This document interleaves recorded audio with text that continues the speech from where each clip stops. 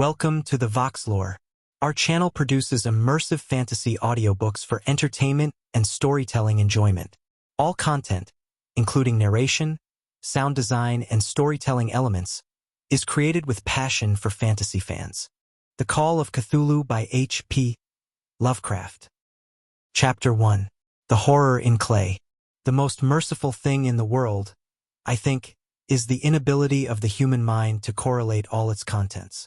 We live on a placid island of ignorance in the midst of black seas of infinity, and it was not meant that we should voyage far. The sciences, each straining in its own direction, have hitherto harmed us little, but some day the piecing together of dissociated knowledge will open up such terrifying vistas of reality, and of our frightful position therein, that we shall either go mad from the revelation or flee from the deadly light into the peace and safety of a new dark age.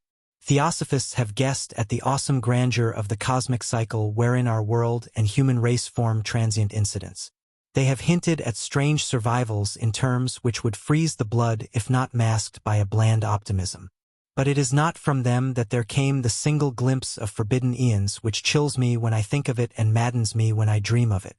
That glimpse, like all dread glimpses of truth, flashed out from an accidental piecing together of separated things. In this case, an old newspaper item and the notes of a dead professor. I hope that no one else will accomplish this piecing out. Certainly, if I live, I shall never knowingly supply a link in so hideous a chain. I think that the professor, too, intended to keep silent regarding the part he knew, and that he would have destroyed his notes had not sudden death seized him. My knowledge of the thing began in the winter of 1926-27 with the death of my granduncle George Gamble Angel, Professor Emeritus of Semitic Languages in Brown University, Providence, Rhode Island. Professor Angel was widely known as an authority on ancient inscriptions, and had frequently been resorted to by the heads of prominent museums, so that his passing at the age of 92 may be recalled by many. Locally, interest was intensified by the obscurity of the cause of death. The professor had been stricken whilst returning from the Newport boat, falling suddenly, as witnesses said, after having been jostled by a nautical-looking Negro who had come from one of the queer dark courts on the precipitous hillside which formed a short cut from the waterfront to the deceased's home in William Street. Physicians were unable to find any visible disorder, but concluded after perplexed debate that some obscure lesion of the heart, induced by the brisk ascent of so steep a hill by so elderly a man, was responsible for the end. At the time I saw no reason to dissent from this dictum, but latterly I am inclined to wonder, and more than wonder. As my granduncle's heir and executor, for he died a childless widower, I was expected to go over his papers with some thoroughness, and for that purpose moved his entire set of files and boxes to my quarters in Boston. Much of the material which I correlated will be later published by the American Archaeological Society, but there was one box which I found exceedingly puzzling, and which I felt much averse from shewing to other eyes. It had been locked, and I did not find the key till it occurred to me to examine the personal ring which the professor carried always in his pocket. Then indeed I succeeded in opening it, but when I did so seemed only to be confronted by a greater and more closely locked barrier. For what could be the meaning of the queer clay bas-relief and the disjointed jottings, ramblings, and cuttings which I found? Had my uncle, in his latter years, become credulous of the most superficial impostures? I resolved to search out the eccentric sculptor responsible for this apparent disturbance of an old man's peace of mind. The bas-relief was a rough rectangle less than an inch thick and about 5 by 6 inches in area, obviously of modern origin. Its designs, however, were far from modern in atmosphere and suggestion, for although the vagaries of cubism and futurism are many and wild, they do not often reproduce that cryptic regularity which lurks in prehistoric writing.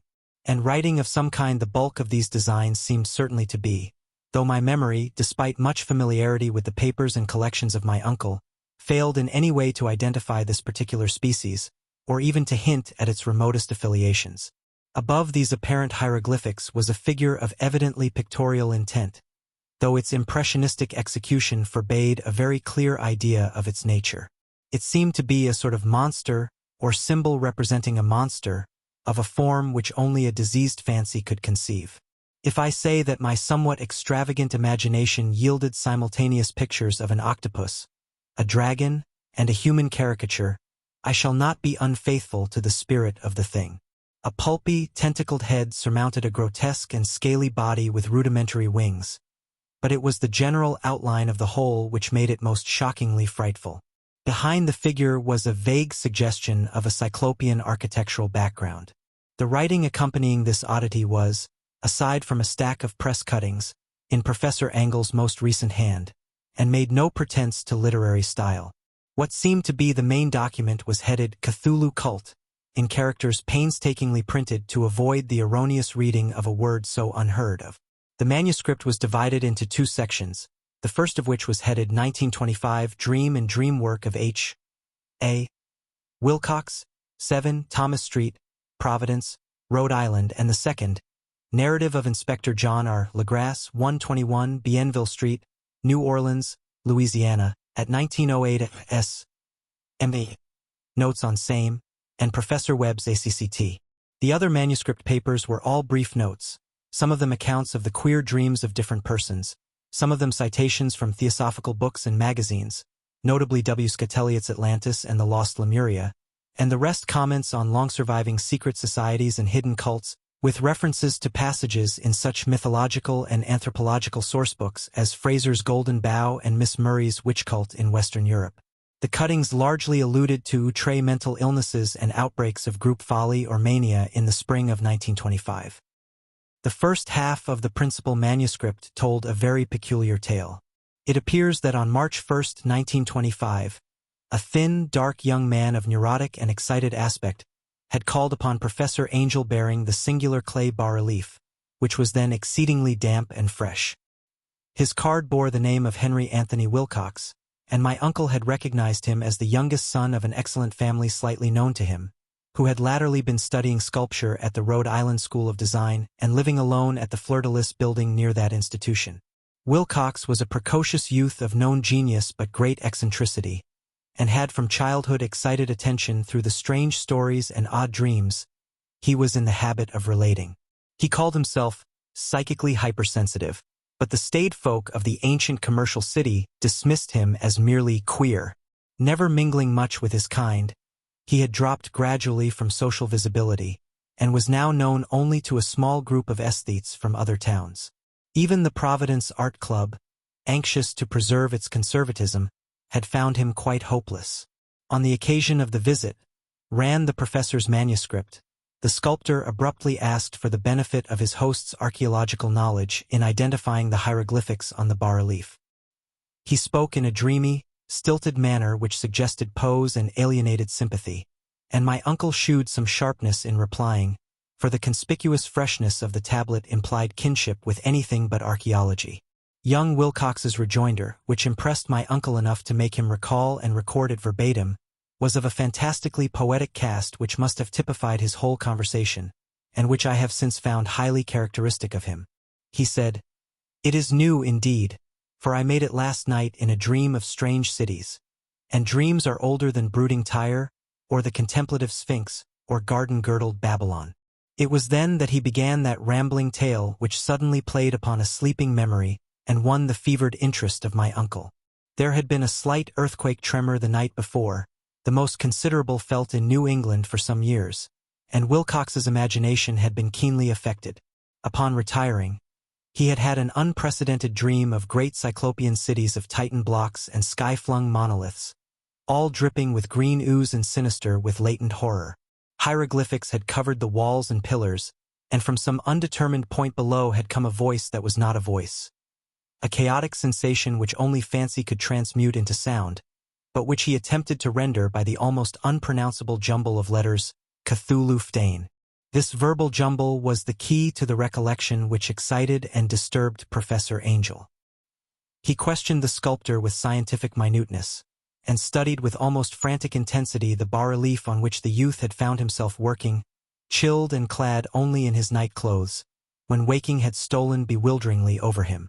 My uncle blamed his old age, Wilcox afterwards said, for his slowness in recognizing both hieroglyphics and pictorial design.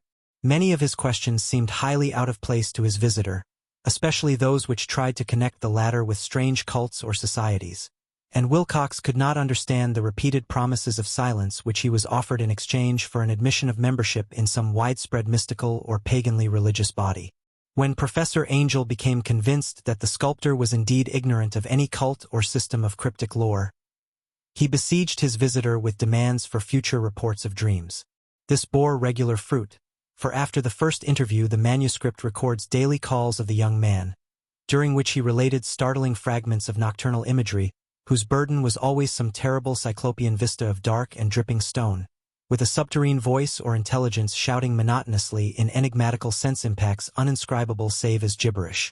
The two sounds most frequently repeated are those rendered by the letters Cthulhu and Relia.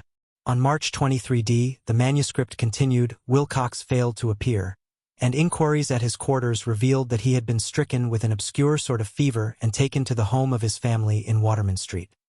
He had cried out in the night, arousing several other artists in the building, and had manifested since then only alternations of unconsciousness and delirium. My uncle at once telephoned the family, and from that time forward kept close watch of the case, calling often at the Thayer Street office of Dr. Toby, whom he learned to be in charge.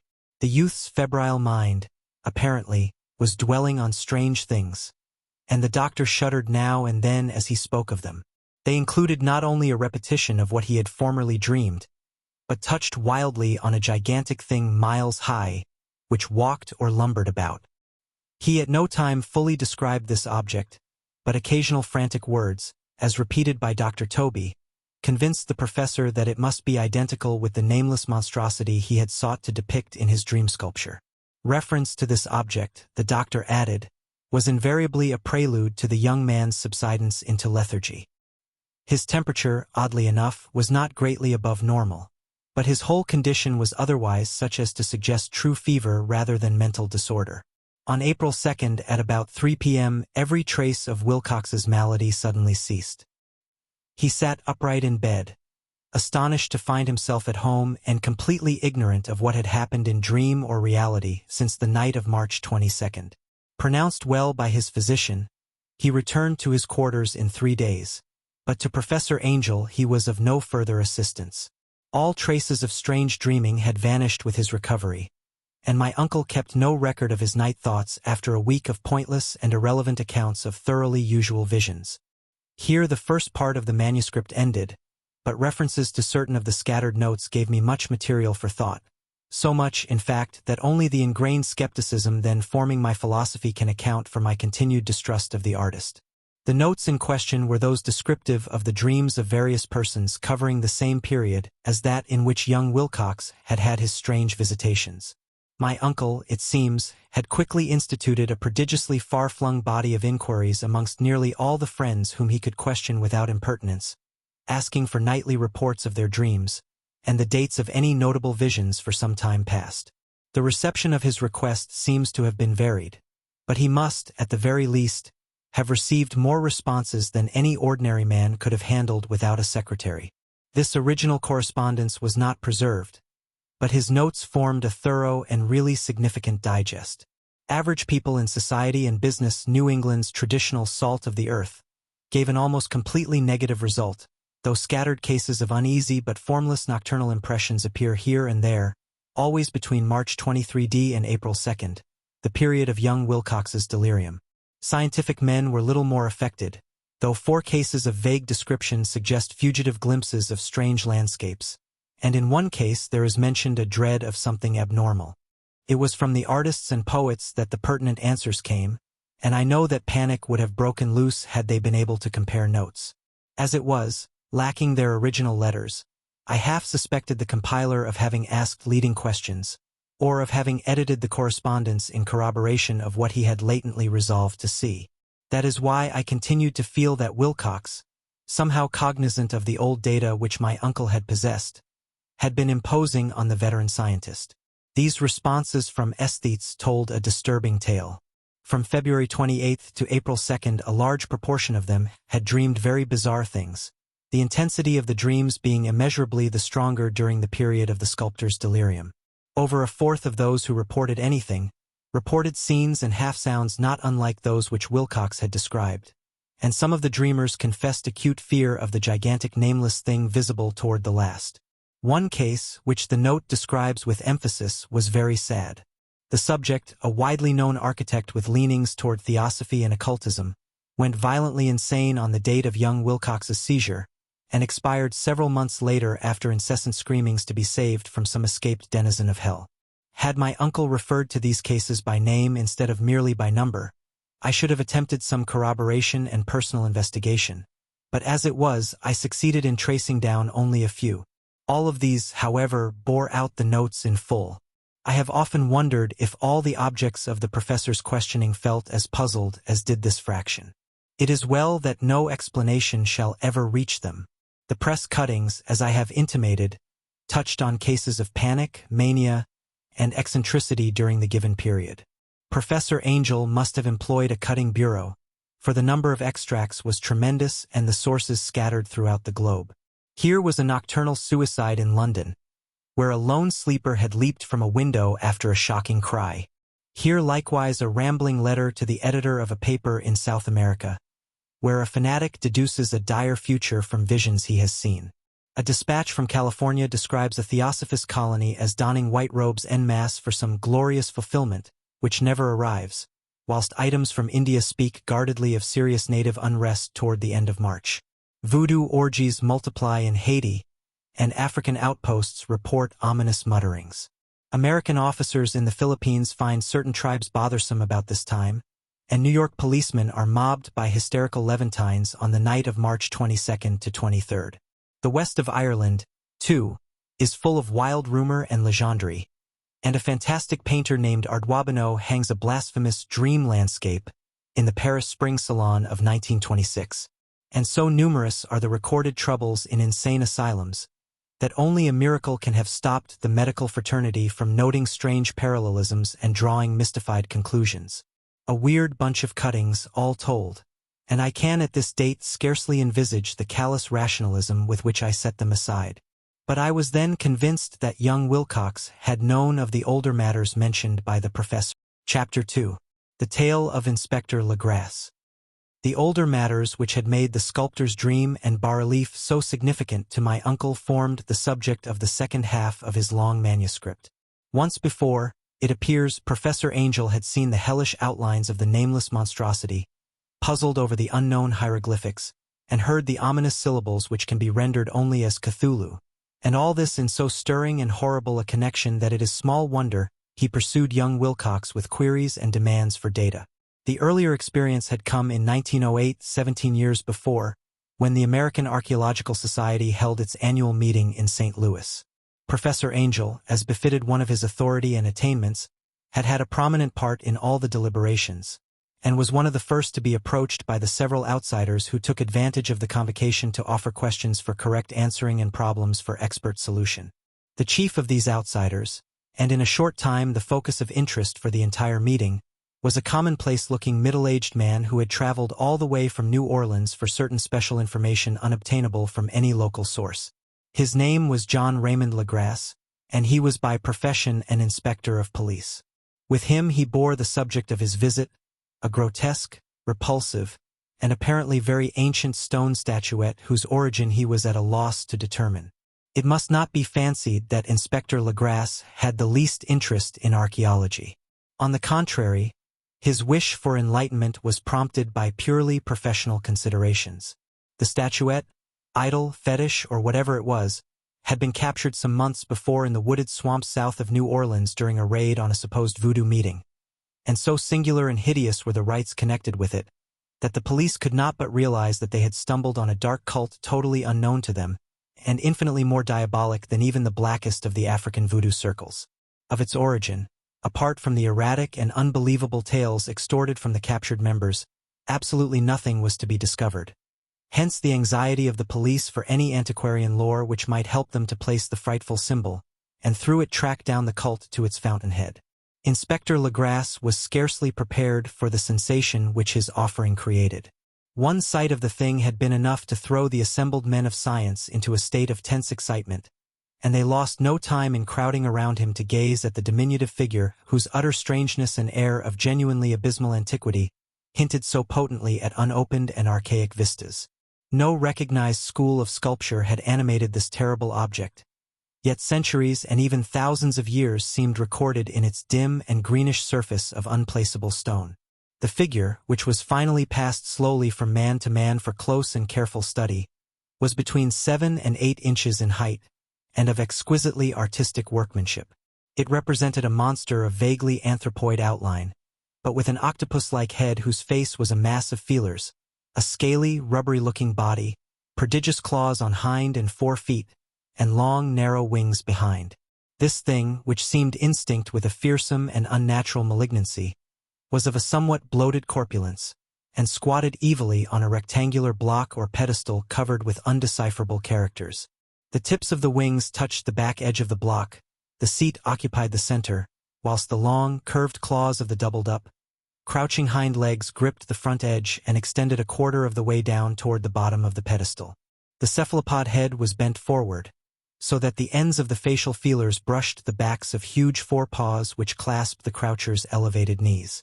The aspect of the whole was abnormally lifelike, and the more subtly fearful because its source was so totally unknown. Its vast, awesome, and incalculable age was unmistakable. Yet not one link did it shew with any known type of art belonging to civilization's youth, or indeed to any other time. Totally separate and apart, its very material was a mystery.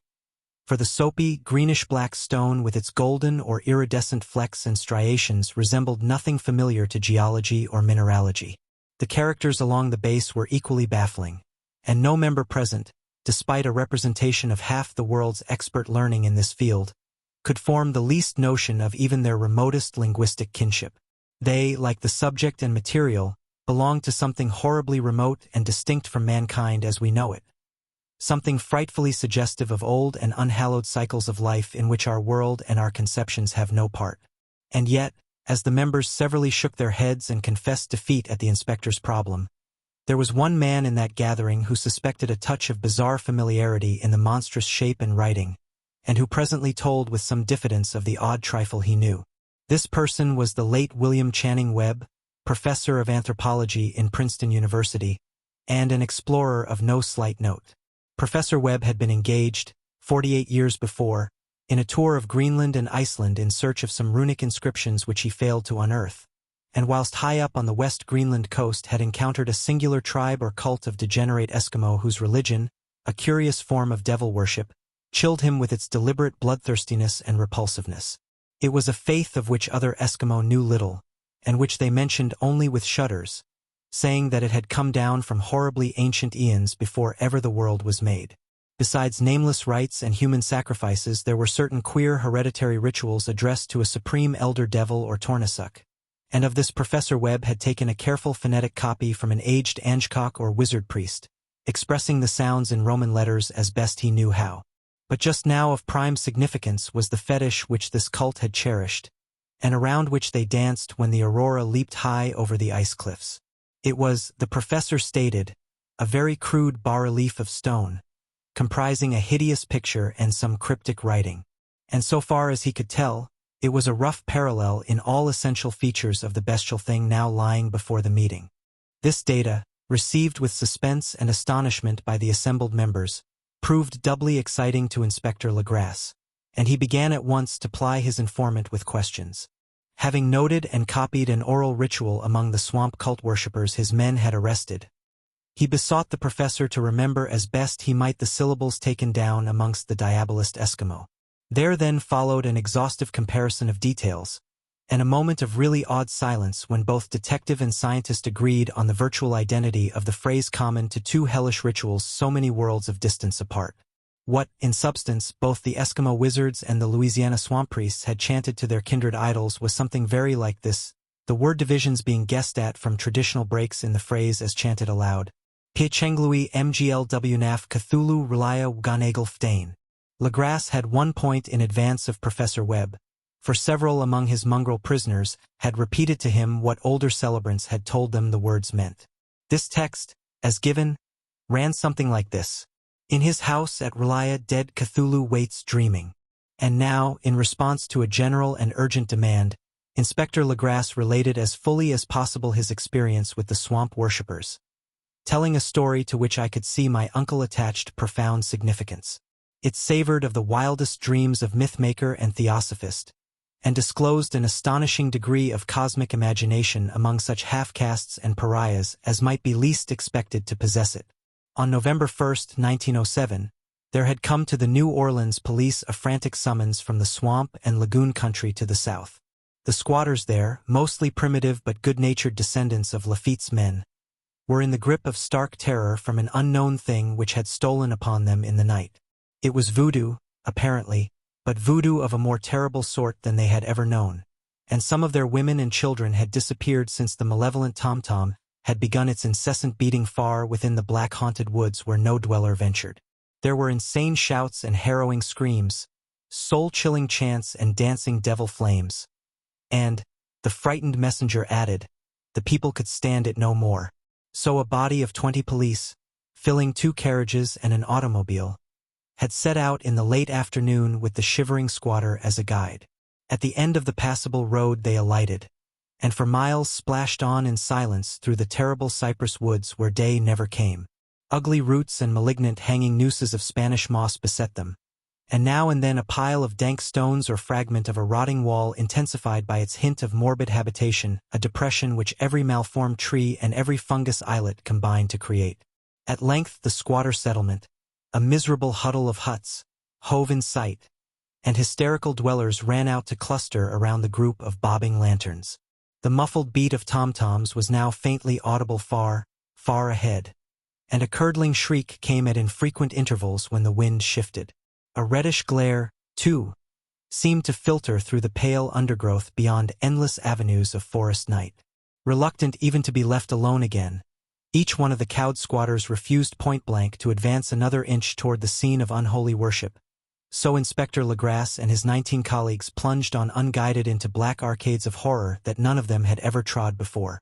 The region now entered by the police was one of traditionally evil repute, substantially unknown and untraversed by white men. There were legends of a hidden lake unglimpsed by mortal sight, in which dwelt a huge, formless white polypus thing with luminous eyes, and squatters whispered that bat-winged devils flew up out of caverns in inner earth to worship it at midnight. They said it had been there before D'Iberville, before La Salle, before the Indians, and before even the wholesome beasts and birds of the woods. It was nightmare itself, and to see it was to die. But it made men dream, and so they knew enough to keep away. The present voodoo orgy was, indeed, on the merest fringe of this abhorred area, but that location was bad enough. Hence perhaps the very place of the worship had terrified the squatters more than the shocking sounds and incidents. Only poetry or madness could do justice to the noises heard by Legrasse's men as they plowed on through the black morass toward the red glare and the muffled tom-toms. There are vocal qualities peculiar to men, and vocal qualities peculiar to beasts, and it is terrible to hear the one when the source should yield the other. Animal fury and orgiastic license here whipped themselves to demoniac heights by howls and squawking ecstasies that tore and reverberated through those night woods like pestilential tempests from the gulfs of hell. Now and then the less organized ululation would cease, and from what seemed a well-drilled chorus of hoarse voices would rise in sing-song chant that hideous phrase or ritual. Pichenglui mglwnaf Cthulhu Relaya Ganagel Then the men, having reached a spot where the trees were thinner, came suddenly in sight of the spectacle itself. 4 of them reeled, 1 fainted, and 2 were shaken into a frantic cry which the mad cacophony of the orgy fortunately deadened. Legrasse dashed swamp water on the face of the fainting man, and all stood trembling and nearly hypnotized with horror. In a natural glade of the swamp stood a grassy island of perhaps an acre's extent, clear of trees and tolerably dry. On this now leaped and twisted a more indescribable horde of human abnormality than any but a Sime or an Angarola could paint. Void of clothing, this hybrid spawn were braying, bellowing, and writhing about a monstrous ring-shaped bonfire, in the center of which, revealed by occasional rifts in the curtain of flame, stood a great granite monolith some 8 feet in height, on top of which, incongruous with its diminutiveness, rested the noxious carven statuette. From a wide circle of 10 scaffolds set up at regular intervals with the flame-girt monolith as a center hung, head downward, the oddly marred bodies of the helpless squatters who had disappeared. It was inside this circle that the ring of worshippers jumped and roared, the general direction of the mass motion being from left to right in endless bacchanal between the ring of bodies and the ring of fire. It may have been only imagination, and it may have been only echoes which induced one of the men, an excitable Spaniard, to fancy he heard antiphonal responses to the ritual from some far and unillumined spot deeper within the wood of ancient legendary and horror. This man, Joseph D. Galvez, I later met and questioned, and he proved distractingly imaginative. He indeed went so far as to hint of the faint beating of great wings, and of a glimpse of shining eyes and a mountainous white bulk beyond the remotest trees, but I suppose he had been hearing too much native superstition. Actually, the horrified pause of the men was of comparatively brief duration. Duty came first, and although there must have been nearly 100 mongrel celebrants in the throng, the police relied on their firearms and plunged determinately into the nauseous rout. For 5 minutes the resultant din and chaos were beyond description. Wild blows were struck, shots were fired, and escapes were made. But in the end Legras was able to count some 47 sullen prisoners, whom he forced to dress in haste and fall into line between 2 rows of policemen. 5 of the worshippers lay dead, and 2 severely wounded ones were carried away on improvised stretchers by their fellow prisoners. The image on the monolith, of course, was carefully removed and carried back by Legras. Examined at headquarters after a trip of intense strain and weariness, the prisoners all proved to be men of a very low, mixed-blooded, and mentally aberrant type. Most were seamen, and a sprinkling of Negroes and mulattoes, largely West Indians or Brava Portuguese from the Cape Verde Islands, gave a coloring of voodooism to the heterogeneous cult. But before many questions were asked, it became manifest that something far deeper and older than Negro fetishism was involved. Degraded and ignorant as they were, the creatures held with surprising consistency to the central idea of their loathsome faith. They worshipped, so they said, the great old ones who lived ages before there were any men, and who came to the young world out of the sky. Those old ones were gone now, inside the earth and under the sea. But their dead bodies had told their secrets in dreams to the first men, who formed a cult which had never died. This was that cult, and the prisoners said it had always existed and always would exist, hidden in distant wastes and dark places all over the world until the time when the great priest Cthulhu, from his dark house in the mighty city of Relaya under the waters, should rise and bring the earth again beneath his sway. Some day he would call, when the stars were ready, and the secret cult would always be waiting to liberate him. Meanwhile, no more must be told. There was a secret which even torture could not extract. Mankind was not absolutely alone among the conscious things of earth, for shapes came out of the dark to visit the faithful few. But these were not the great old ones. No man had ever seen the old ones. The carven idol was great Cthulhu, but none might say whether or not the others were precisely like him. No one could read the old writing now, but things were told by word of mouth. The chanted ritual was not the secret. That was never spoken aloud, only whispered. The chant meant only this: in his house at Relaya dead Cthulhu waits dreaming. Only 2 of the prisoners were found sane enough to be hanged, and the rest were committed to various institutions. All denied a part in the ritual murders, and averred that the killing had been done by black-winged ones which had come to them from their immemorial meeting place in the haunted wood. But of those mysterious allies no coherent account could ever be gained.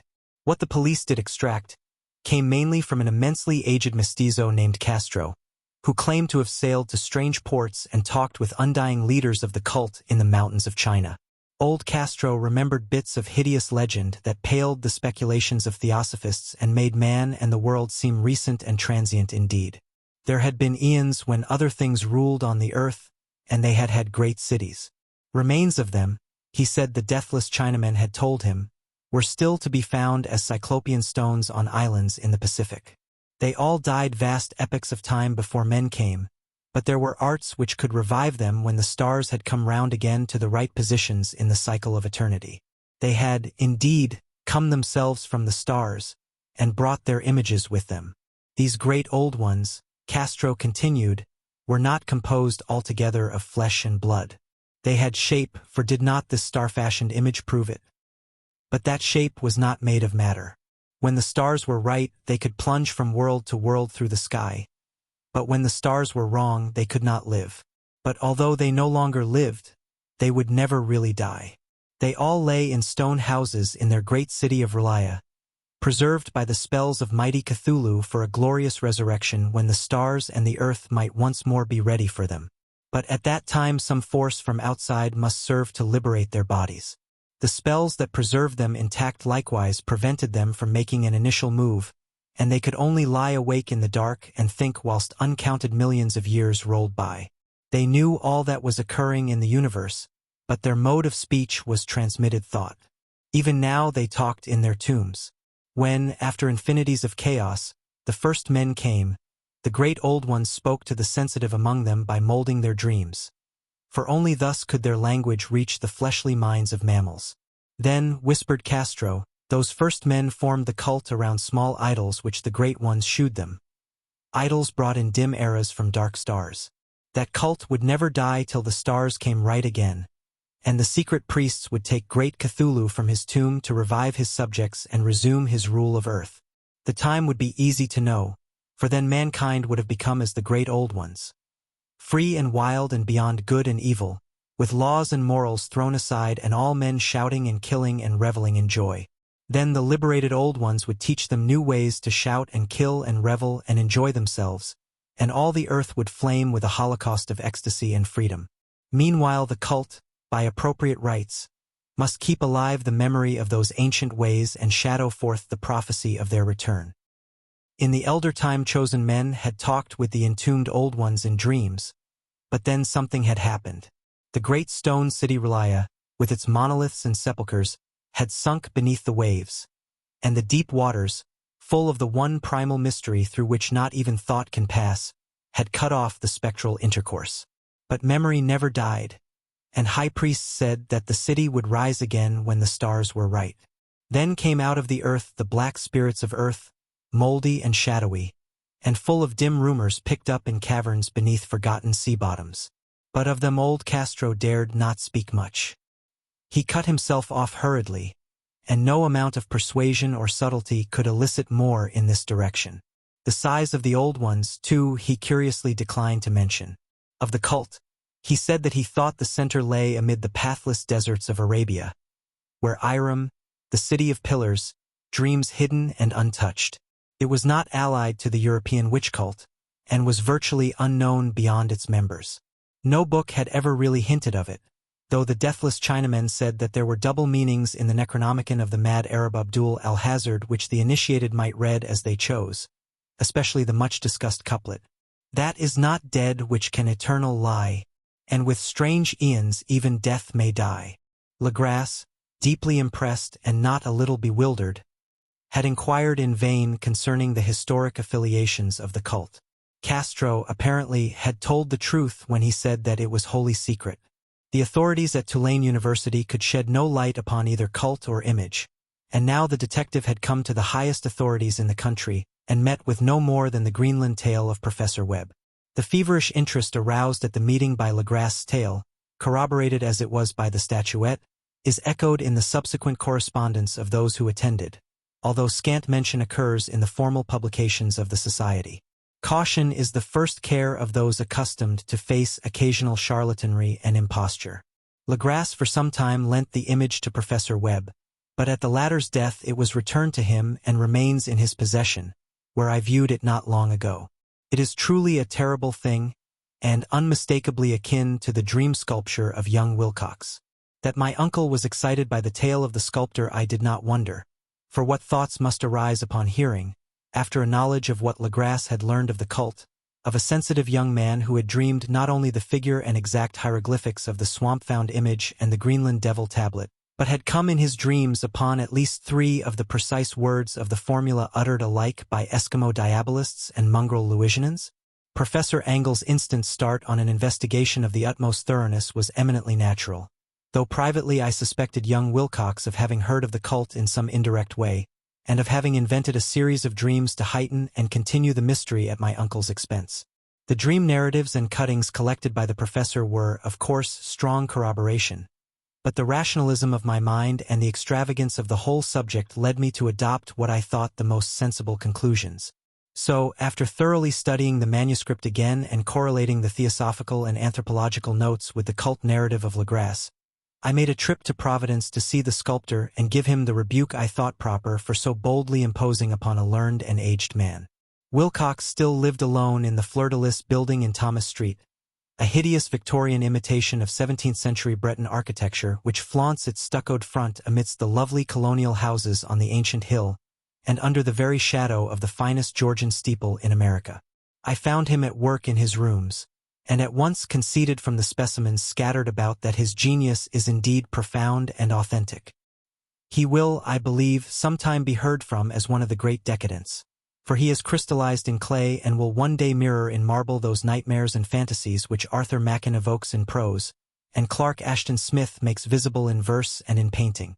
Dark, frail, and somewhat unkempt in aspect, he turned languidly at my knock and asked me my business without rising. When I told him who I was, he displayed some interest, for my uncle had excited his curiosity in probing his strange dreams, yet had never explained the reason for the study. I did not enlarge his knowledge in this regard, but sought with some subtlety to draw him out. In a short time I became convinced of his absolute sincerity, for he spoke of the dreams in a manner none could mistake. They and their subconscious residuum had influenced his art profoundly, and he shewed me a morbid statue whose contours almost made me shake with the potency of its black suggestion. He could not recall having seen the original of this thing except in his own dream bas-relief, but the outlines had formed themselves insensibly under his hands. It was, no doubt, the giant shape he had raved of in delirium. That he really knew nothing of the hidden cult, save from what my uncle's relentless catechism had let fall, he soon made clear, and again I strove to think of some way in which he could possibly have received the weird impressions. He talked of his dreams in a strangely poetic fashion, making me see with terrible vividness the damp cyclopean city of slimy green stone, whose geometry, he oddly said, was all wrong, and hear with frightened expectancy the ceaseless, half-mental calling from underground, Cthulhu Ftain, Cthulhu Ftain. These words had formed part of that dread ritual which told of dead Cthulhu's dream vigil in his stone vault at Relaya, and I felt deeply moved despite my rational beliefs. Wilcox, I was sure, had heard of the cult in some casual way, and had soon forgotten it amidst the mass of his equally weird reading and imagining. Later, by virtue of its sheer impressiveness, it had found subconscious expression in dreams, in the bas-relief, and in the terrible statue I now beheld. So that his imposture upon my uncle had been a very innocent one. The youth was of a type at once slightly affected and slightly ill-mannered, which I could never like, but I was willing enough now to admit both his genius and his honesty. I took leave of him amicably, and wish him all the success his talent promises. The matter of the cult still remained to fascinate me, and at times I had visions of personal fame from researches into its origin and connections. I visited New Orleans, talked with Legras and others of that old-time raiding party, saw the frightful image, and even questioned such of the mongrel prisoners as still survived.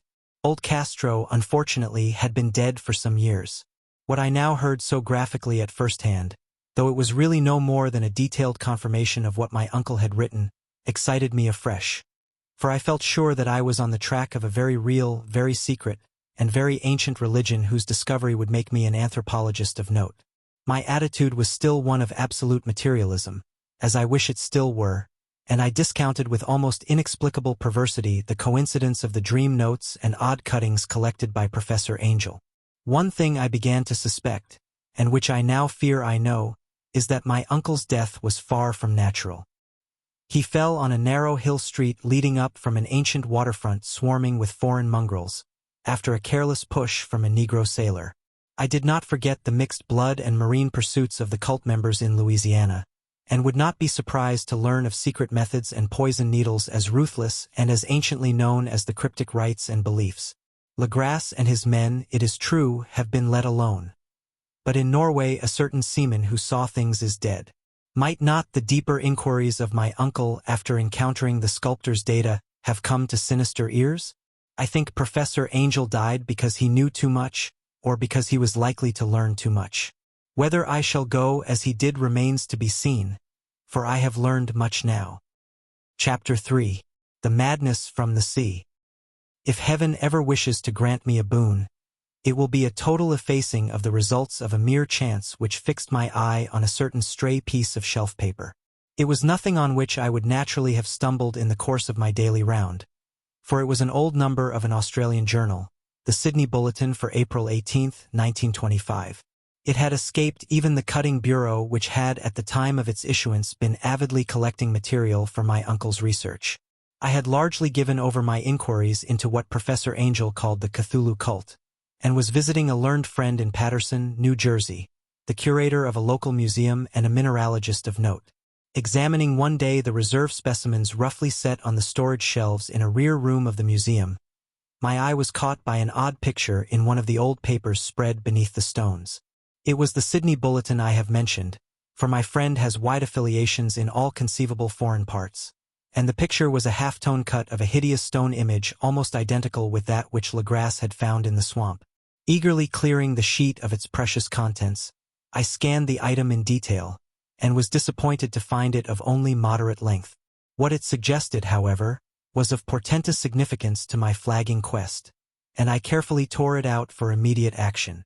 It read as follows: Mystery derelict found at sea. Vigilant arrives with helpless armed New Zealand yacht in tow. One survivor and dead man found aboard. Tale of desperate battle and deaths at sea. Rescued seaman refuses. Particulars of strange experience. Odd idol found in his possession. Inquiry. To follow. The Morrison Company S. Freighter Vigilant, bound from Valparaiso, arrived this morning at its wharf in Darling Harbor, having in tow the battled and disabled but heavily armed steam yacht Alert of Dunedin NZ, which was sighted April 12 in S. latitude 34 degrees 21 minutes, W longitude 152 degrees 17 minutes with one living and one dead man aboard. The Vigilant left Valparaiso March 25, and on April 2 was driven considerably south of her course by exceptionally heavy storms and monster waves. On April 12 the derelict was sighted, and though apparently deserted, was found upon boarding to contain one survivor in a half-delirious condition and one man who had evidently been dead for more than a week. The living man was clutching a horrible stone idol of unknown origin, about a foot in height, regarding whose nature authorities at Sydney University, the Royal Society, and the museum in College Street all profess complete bafflement, and which the survivor says he found in the cabin of the yacht, in a small carved shrine of common pattern. This man, after recovering his senses, told an exceedingly strange story of piracy and slaughter. He is Gustav Johansen, a Norwegian of some intelligence, and had been second mate of the two-masted schooner Emma of Auckland, which sailed for Callao February 20th with a complement of 11 men. The Emma, he says, was delayed and thrown widely south of her course by the great storm of March 1st, and on March 22nd, in S. latitude 49 degrees 51 minutes, W longitude 128 degrees 34 minutes, encountered the Alert, manned by a queer and evil-looking crew of Kanakas and half-castes. Being ordered peremptorily to turn back, Captain Collins refused, whereupon the strange crew began to fire savagely and without warning upon the schooner with a peculiarly heavy battery of brass cannon forming part of the yacht's equipment. The Emma's men shoot fight, says the survivor, and though the schooner began to sink from shots beneath the waterline, they managed to heave alongside their enemy and board her, grappling with the savage crew on the yacht's deck, and being forced to kill them all, the number being slightly superior, because of their particularly abhorrent and desperate though rather clumsy mode of fighting. 3 of the Emma's men, including Captain Collins and First Mate Green, were killed, and the remaining 8 under Second Mate Johansen proceeded to navigate the captured yacht, going ahead in their original direction to see if any reason for their ordering back had existed. The next day, it appears, they raised and landed on a small island, although none is known to exist in that part of the ocean, and 6 of the men somehow died ashore, though Johansen is queerly reticent about this part of his story, and speaks only of their falling into a rock chasm. Later, it seems, he and one companion boarded the yacht and tried to manage her, but were beaten about by the storm of April 2nd. From that time till his rescue on the 12th, the man remembers little, and he does not even recall when William Bryden, his companion, died. Bryden's death reveals no apparent cause, and was probably due to excitement or exposure. Cable advices from Dunedin report that the Alert was well known there as an island trader, and bore an evil reputation along the waterfront. It was owned by a curious group of half-castes whose frequent meetings and night trips to the woods attracted no little curiosity, and it had set sail in great haste just after the storm and earth tremors of March 1st. Our Auckland correspondent gives the Emma and her crew an excellent reputation, and Johansen is described as a sober and worthy man. The Admiralty will institute an inquiry on the whole matter beginning tomorrow, at which every effort will be made to induce Johansen to speak more freely than he has done hitherto. This was all, together with the picture of the hellish image. But what a train of ideas it started in my mind. Here were new treasuries of data on the Cthulhu cult, and evidence that it had strange interests at sea as well as on land. What motive prompted the hybrid crew to order back the Emma as they sailed about with their hideous idol? What was the unknown island on which 6 of the Emma's crew had died, and about which the mate Johansen was so secretive? What had the Vice-Admiralty's investigation brought out, and what was known of the noxious cult in Dunedin? And most marvelous of all, what deep and more than natural linkage of dates was this which gave a malign and now undeniable significance to the various turns of events so carefully noted by my uncle? March 1st, or February 28th according to the international dateline, the earthquake and storm had come. From Dunedin the Alert and her noisome crew had darted eagerly forth as if imperiously summoned, and on the other side of the earth poets and artists had begun to dream of a strange, dank cyclopean city whilst a young sculptor had molded in his sleep the form of the dreaded Cthulhu. March 23d the crew of the Emma landed on an unknown island and left 6 men dead. And on that date the dreams of sensitive men assumed a heightened vividness and darkened with dread of a giant monster's malign pursuit, whilst an architect had gone mad and a sculptor had lapsed suddenly into delirium. And what of this storm of April 2nd, the date on which all dreams of the dank city ceased, and Wilcox emerged unharmed from the bondage of strange fever? What of all this, and of those hints of old Castro about the sunken, star-born old ones and their coming reign, their faithful cult and their mastery of dreams? Was I tottering on the brink of cosmic horrors beyond man's power to bear? If so, they must be horrors of the mind alone. For in some way the 2nd of April had put a stop to whatever monstrous menace had begun its siege of mankind's soul. That evening, after a day of hurried cabling and arranging, I bade my host adieu and took a train for San Francisco.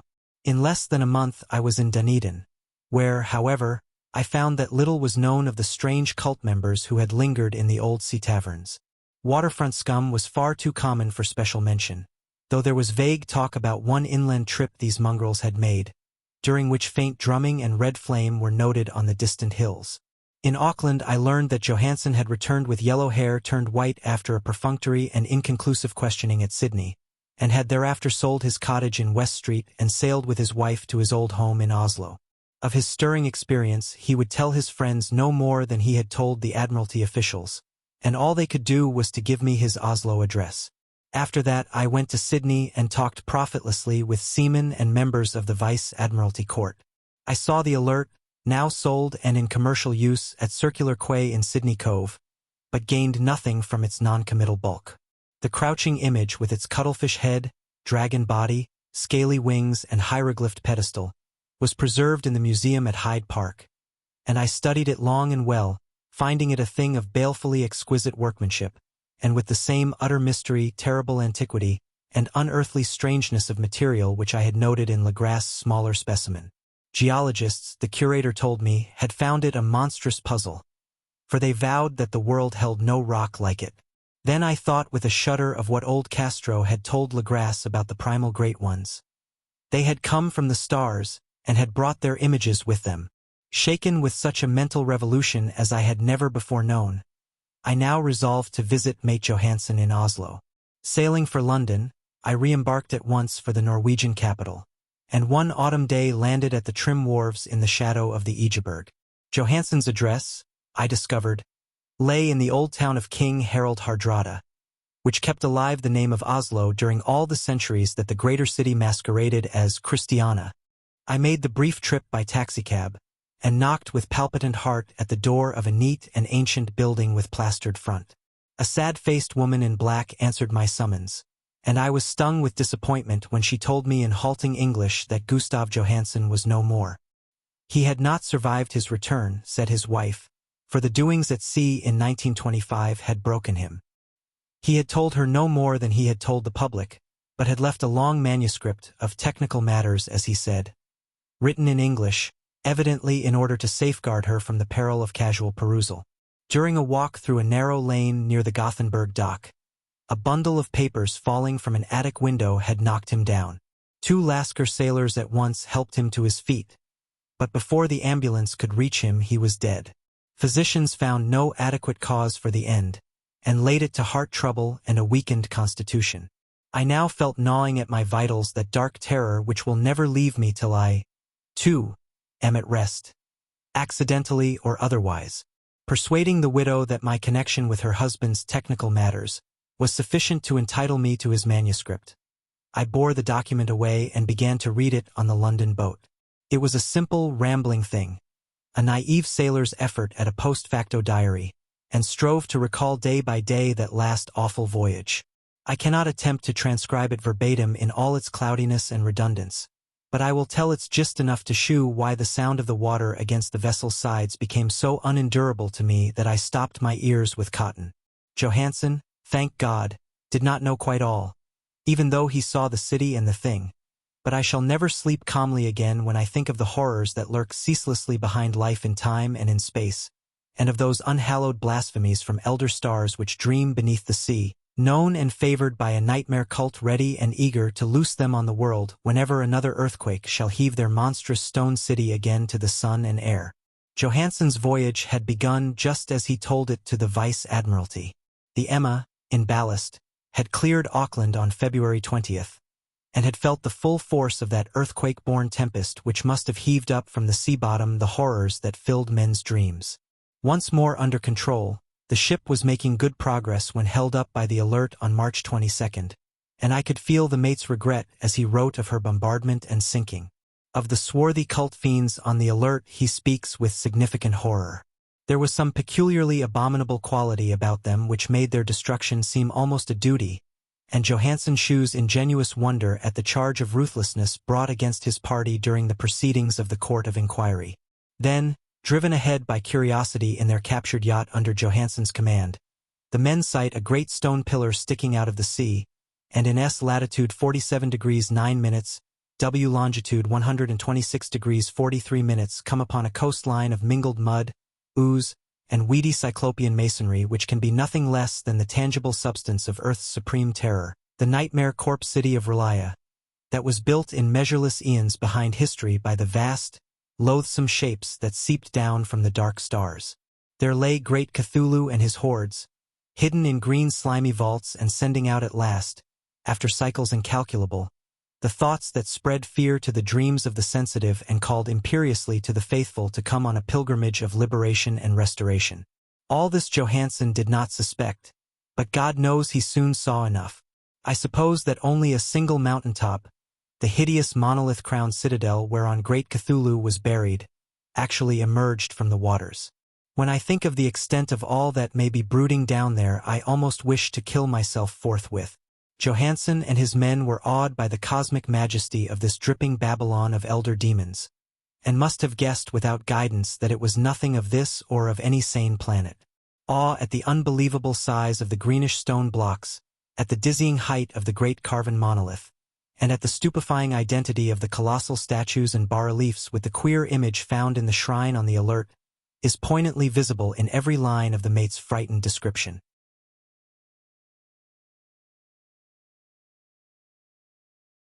Without knowing what futurism is like, Johansen achieved something very close to it when he spoke of the city. For instead of describing any definite structure or building, he dwells only on broad impressions of vast angles and stone surfaces, surfaces too great to belong to anything right or proper for this earth, and impious with horrible images and hieroglyphs. I mention his talk about angles because it suggests something Wilcox had told me of his awful dreams. He had said that the geometry of the dream place he saw was abnormal, non-Euclidean, and loathsomely redolent of spheres and dimensions apart from ours. Now an unlettered seaman felt the same thing whilst gazing at the terrible reality. Johansen and his men landed at a sloping mud bank on this monstrous acropolis, and clambered slipperily up over titan oozy blocks which could have been no mortal staircase. The very sun of heaven seemed distorted when viewed through the polarizing miasma welling out from this sea-soaked perversion, and twisted menace and suspense lurked leeringly in those crazily elusive angles of carven rock where a second glance shewed concavity after the first shewed convexity. Something very like fright had come over all the explorers before anything more definite than rock and ooze and weed was seen. Each would have fled had he not feared the scorn of the others, and it was only half-heartedly that they searched, vainly as it proved, for some portable souvenir to bear away. It was Rodriguez the Portuguese who climbed up the foot of the monolith and shouted of what he had found. The rest followed him, and looked curiously at the immense carved door with the now familiar squid dragon bas-relief. It was, Johansen said, like a great barn door, and they all felt that it was a door because of the ornate lintel, threshold, and jambs around it, though they could not decide whether it lay flat like a trapdoor or slantwise like an outside cellar door. As Wilcox would have said, the geometry of the place was all wrong. One could not be sure that the sea and the ground were horizontal, hence the relative position of everything else seemed phantasmally variable. Bryden pushed at the stone in several places without result. Then Donovan felt over it delicately around the edge, pressing each point separately as he went. He climbed interminably along the grotesque stone molding. That is, one would call it climbing if the thing was not after all horizontal, and the men wondered how any door in the universe could be so vast. Then, very softly and slowly, the acre-great panel began to give inward at the top, and they saw that it was balanced. Donovan slid or somehow propelled himself down or along the jamb and rejoined his fellows, and everyone watched the queer recession of the monstrously carven portal. In this fantasy of prismatic distortion it moved anomalously in a diagonal way, so that all the rules of matter and perspective seemed upset. The aperture was black with a darkness almost material. That tenebrousness was indeed a positive quality, for it obscured such parts of the inner walls as ought to have been revealed, and actually burst forth like smoke from its aeon-long imprisonment, visibly darkening the sun as it slunk away into the shrunken and gibbous sky on flapping membranous wings. The odor arising from the newly opened depths was intolerable, and at length the quick-eared Hawkins thought he heard a nasty, slopping sound down there. Everyone listened, and everyone was listening still when it lumbered slobberingly into sight and gropingly squeezed its gelatinous green immensity through the black doorway into the tainted outside air of that poisoned city of madness. Poor Johansen's handwriting almost gave out when he wrote of this. Of the 6 men who never reached the ship, he thinks 2 perished of pure fright in that accursed instant. The thing cannot be described. There is no language for such abysms of shrieking and immemorial lunacy, such eldritch contradictions of all matter, force, and cosmic order. A mountain walked or stumbled. God! What wonder that across the earth a great architect went mad, and poor Wilcox raved with fever in that telepathic instant. The thing of the idols, the green, sticky spawn of the stars, had awaked to claim his own.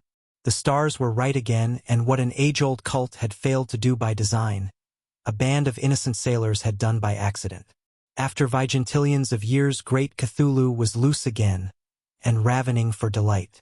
3 men were swept up by the flabby claws before anybody turned. God rest them, if there be any rest in the universe. They were Donovan, Guerrera, and Angstrom. Parker slipped as the other 3 were plunging frenziedly over endless vistas of green-crusted rock to the boat, and Johansen swears he was swallowed up by an angle of masonry which shouldn't have been there.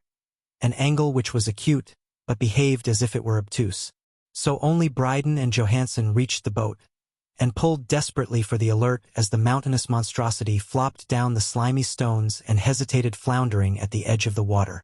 Steam had not been suffered to go down entirely, despite the departure of all hands for the shore, and it was the work of only a few moments of feverish rushing up and down between wheel and engines to get the alert under way. Slowly, amidst the distorted horrors of that indescribable scene, she began to churn the lethal waters, whilst on the masonry of that charnel shore that was not of earth the Titan thing from the stars slavered and gibbered like Polypheme cursing the fleeing ship of Odysseus. Then, bolder than the storied Cyclops, great Cthulhu slid greasily into the water and began to pursue with vast wave-raising strokes of cosmic potency. Bryden looked back and went mad, laughing shrilly as he kept on laughing at intervals till death found him one night in the cabin whilst Johansen was wandering deliriously. But Johansen had not given out yet. Knowing that the thing could surely overtake the alert until steam was fully up, he resolved on a desperate chance, and, setting the engine for full speed, ran lightning-like on deck and reversed the wheel. There was a mighty eddying and foaming in the noisome brine, and as the steam mounted higher and higher, the brave Norwegian drove his vessel head on against the pursuing jelly, which rose above the unclean froth like the stern of a demon galleon. The awful squid head with writhing feelers came nearly up to the bowsprit of the sturdy yacht, but Johansen drove on relentlessly. There was a bursting as of an exploding bladder, a slushy nastiness as of a cloven sunfish, a stench as of 1,000 opened graves, and a sound that the chronicler would not put on paper. For an instant the ship was befouled by an acrid and blinding green cloud, and then there was only a venomous seething astern, where, God in heaven, the scattered plasticity of that nameless skyspawn was nebulously recombining in its hateful original form, whilst its distance widened every second as the alert gained impetus from its mounting steam. That was all. After that Johansen only brooded over the idol in the cabin, and attended to a few matters of food for himself and the laughing maniac by his side. He did not try to navigate after the first bold flight, for the reaction had taken something out of his soul. Then came the storm of April 2nd, and a gathering of the clouds about his consciousness. There is a sense of spectral whirling through liquid gulfs of infinity, of dizzying rides through reeling universes on a comet's tail, and of hysterical plunges from the pit to the moon and from the moon back again to the pit, all livened by a cachinnating chorus of the distorted, hilarious elder gods and the green, bat-winged mocking imps of Tartarus. Out of that dream came rescue, the Vigilant, the Vice-Admiralty Court, the streets of Dunedin, and the long voyage back home to the old house by the Egeberg. He could not tell, they would think him mad. He would write of what he knew before death came, but his wife must not guess. Death would be a boon if only it could blot out the memories. That was the document I read, and now I have placed it in the tin box beside the bas-relief and the papers of Professor Angel. With it shall go this record of mine, this test of my own sanity, wherein is pieced together that which I hope may never be pieced together again. I have looked upon all that the universe has to hold of horror, and even the skies of spring and the flowers of summer must ever afterward be poison to me. But I do not think my life will be long. As my uncle went, as poor Johansen went, so I shall go. I know too much, and the cult still lives.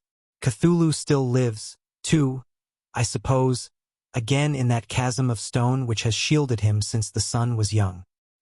His accursed city is sunken once more, for the Vigilant sailed over the spot after the April storm. But his ministers on earth still bellow and prance and slay around idol-capped monoliths in lonely places.